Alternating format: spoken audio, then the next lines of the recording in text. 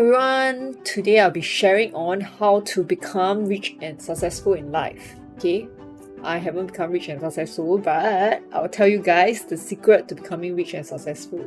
Okay, so anyway, if you have been noticing the news, the markets have been crashing everywhere and crypto is like, it's like almost the end for crypto, and then you can see like Luna crash from like $100+ to few, I don't know, 2 or 3 cents now. I don't know what's the sense going on now. Yeah, so it makes like totally no sense.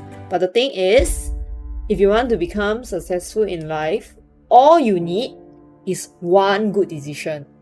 Okay, but after the one good decision, right, you cannot make it like, I mean, it's not really say good decision, it's like more like one big lucky decision. It's like, okay, to become successful in life, right, you need to really take risks. If you don't take any risk, right, it's almost impossible for you to become successful in life. Yeah, so all you need is one good luck decision to become successful in life. So after that good luck decision, right, you must become conservative again. Means like, because like for example, I go all in on Bitcoin before it chong, right? Like, then obviously I sell at the peak. Okay, that's my good decision, right? After that, if I continue to keep putting in into Bitcoin, then I drop all the way back to the low again, right? So if you make one good decision, right, that's all you need in life, and then you must stop taking risks already. You just stop at a good decision. So for people who become rich and successful, right, they just stop at one good decision and they just stop there, and then just take measured risks, no longer the high risk, high return risk.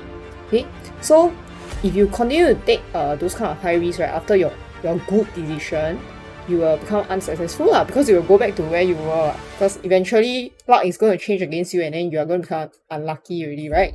Cannot be lucky forever, right? I mean, there are people who are lucky forever lah, but that's not you lah. I mean, that's not you or me, I guess. Of course, if you are born into a rich family, right, you already have money, you don't need to take this kind of high risk to get high returns, right? Because you are already so-called rich and successful from your inheritance and stuff.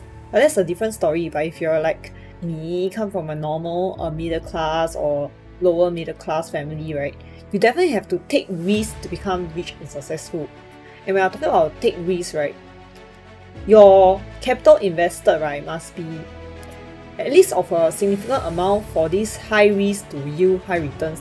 Obviously, when there's high returns, there's also high loss. That's why business owners, right, always, business owners are the ones who make the most money instead of employees, right? Employees just draw a salary, while employers bear the highs and lows. So that's the difference between employees and employers.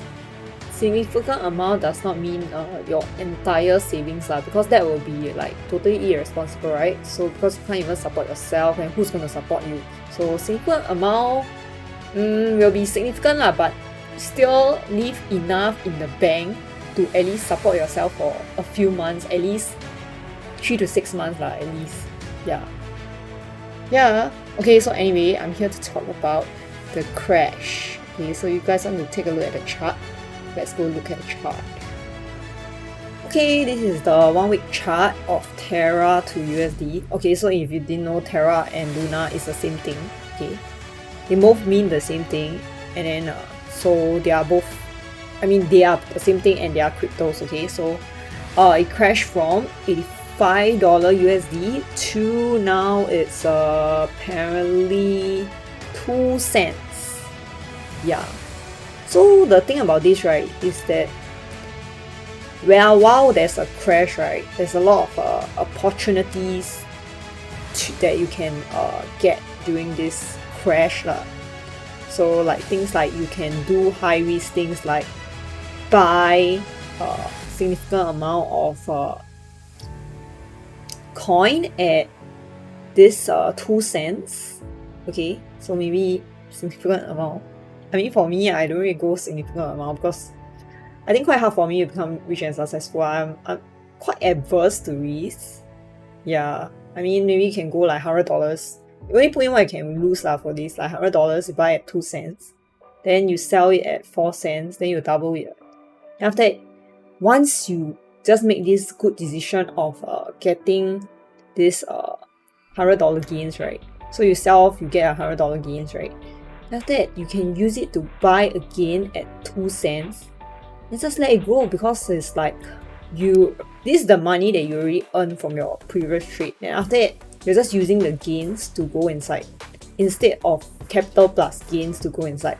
So now your downside is only $100 of your gains, and upside is so-called limitless lah. But it's quite unlikely that it ever goes back to like, you know, $85. It's impossible. Okay, so at the peak of like yesterday, right, it was $5.44. So if you had bought at 2 cents and you went to $5.44, you're easily 100x your money or something. Yeah, so in this kind of like crazy and volatile market, right, it's very easy to 100x your money, and also very easy to lose it all. Yeah, anyway, not advising you guys to gamble lah, but I mean, if you're okay to part with $10, $20, it's still okay to put it in, I guess.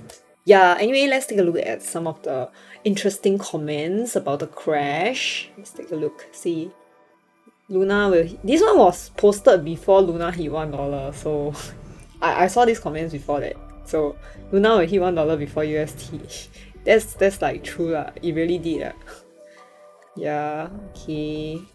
Will not recover, and no one will trust all crypto projects. So I guess I'm not really the kind who like to do shorts, because I'm like long bias. Okay, so actually it's a good time to short, but yeah, I don't dare to do it. Okay, let's continue. I don't know why is there a voting thingy here. Doesn't really matter. Okay, so anyway, there's some conspiracy theory that actually the governments are the ones who want to crash crypto so that they can sort of control it. Yeah. Okay lah, I mean, I will post this link down below. You can go and read the comments if you guys want to. So yeah, continuing from just now, I was like saying you only need like one time good decision, and then if you, after the one time good decision, you go and make a one time super bad decision, right, you're just going to go back to square one. So what I mean by like one time bad decision, right, is like, yeah, just now like my example, you go all in and then you already make it big, and then suddenly you go all in again, then you go all the way small again lah. Yeah, so that's what I mean, like one time good decision, and then after that you don't need to make any more such risky plays. I mean, you can still take high risk, but of course, obviously you need to take high risk on your gains, right? You don't use like all your money when you are really rich and successful and go all in again, right? I mean, if you are really very that lucky, then good for you lah, but it's quite unlikely that you are lucky all the way lah. Yeah. Okay, so let me just give some examples of like bad decision or good decision lah. So one example, right, I want to say is okay, so everyone in life, right, will definitely die, get sick, or fall ill, right? Correct? So if this will definitely happen in life, right, then let's say if you one day you just fall sick, then you got cancer, and then it's like you're gonna spend like tons of money on this, right? So this is obviously a bad decision if you don't hedge this kind of risk. Okay, so it's like the downside is limitless, but then when you actually put a premium and you buy some insurance, the downside is hedged and the upside is not say limitless. It's really like based on how much expenses you spend on the medical bills lah.